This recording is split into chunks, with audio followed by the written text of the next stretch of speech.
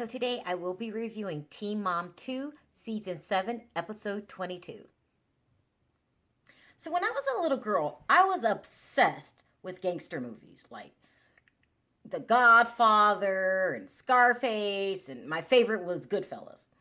And I was fascinated with these movies because they would do crazy things like have lunch with you, then take you off to a field, kill you, bury a hole, and then come home and go to their grandmother's house and eat dinner.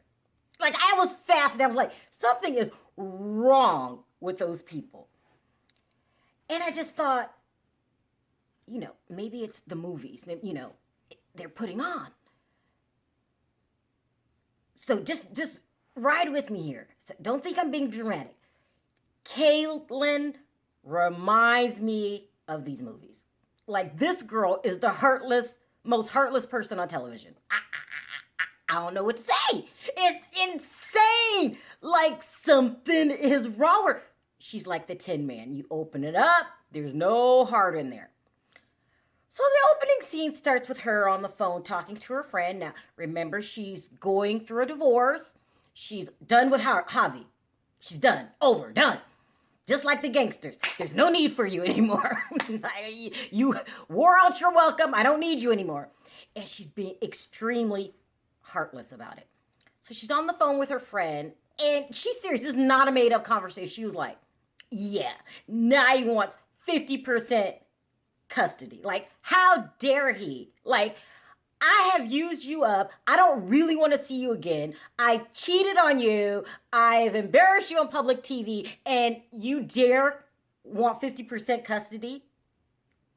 It was just like that. She was pissed because she had to give 50% custody to a man that she publicly humiliated, cheated on national television. And when she was done, she was done. She don't even want him to see his child 50% of the time. Like, she had an attitude. I'm looking at her like I am the gangster movies that I love. I'm like, who raised this woman? And then we'll start turning. We don't see any of her family ever. I'm gonna need more information on Kailyn. Like, did MTV run a background check on her? What makes this woman so cold? I mean, if the cameras weren't rolling, I wouldn't be surprised if I saw her on the ID channel. You know, those women that killed their spouses because it was just easier to get rid of them that way. She is being ruthless. And when she doesn't get what she wants, because he's standing up for herself. He's like, I want 50% custody. She'll get up and walk away like, no, we're done. This conversation's over. She'll just walk out.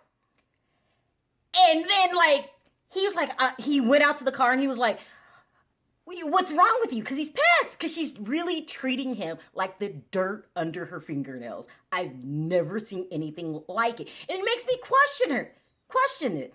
Did she ever love him? What is wrong with this woman?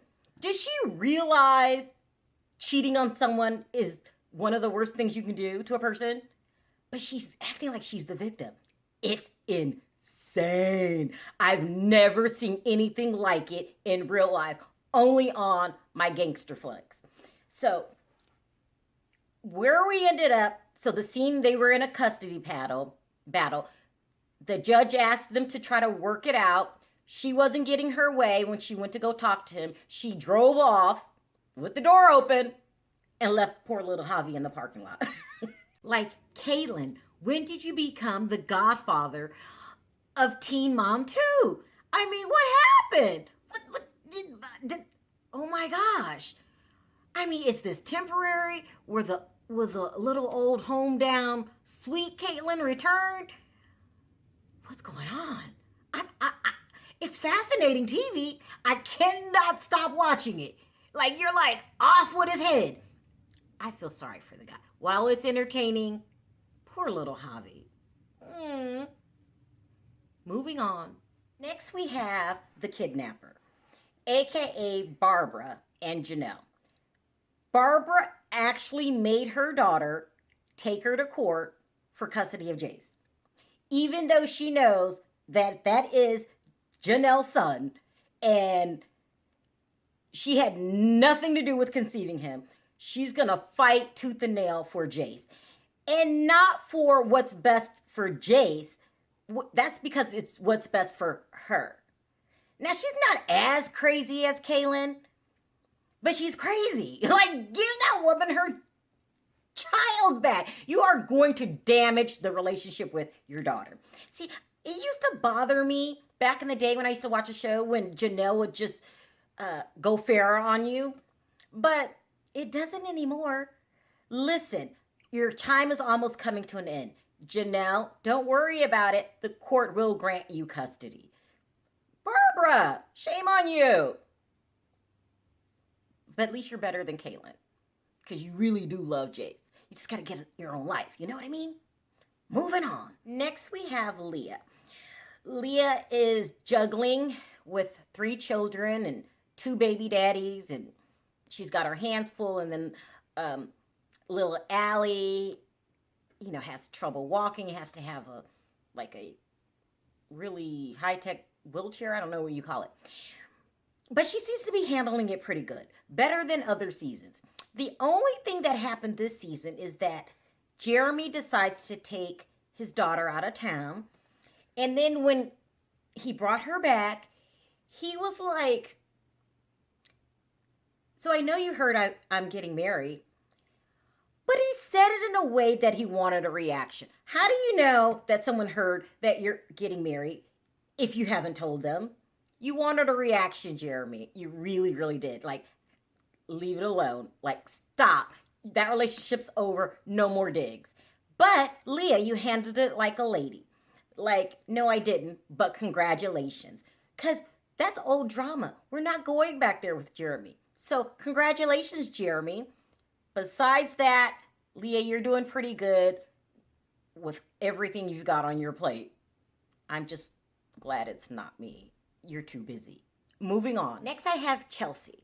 I really, really, really hate reporting on giving a review on Chelsea because I don't want to spark trouble with the rest of the girls, but she has really gotten her life together.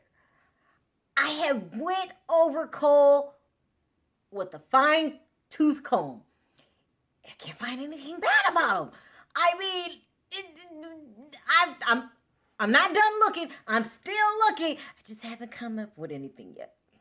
So, if I really give my honest opinion review on Chelsea, I don't want to make the other girls jealous. You go from Kailyn, who's the godfather of Teen Mom 2, to Chelsea, who she has the best life.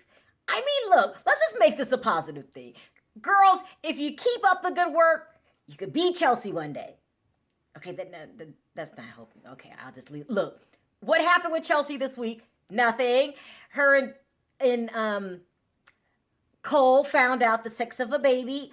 Even that's perfect. He wanted a little boy. He got his little boy. He's excited.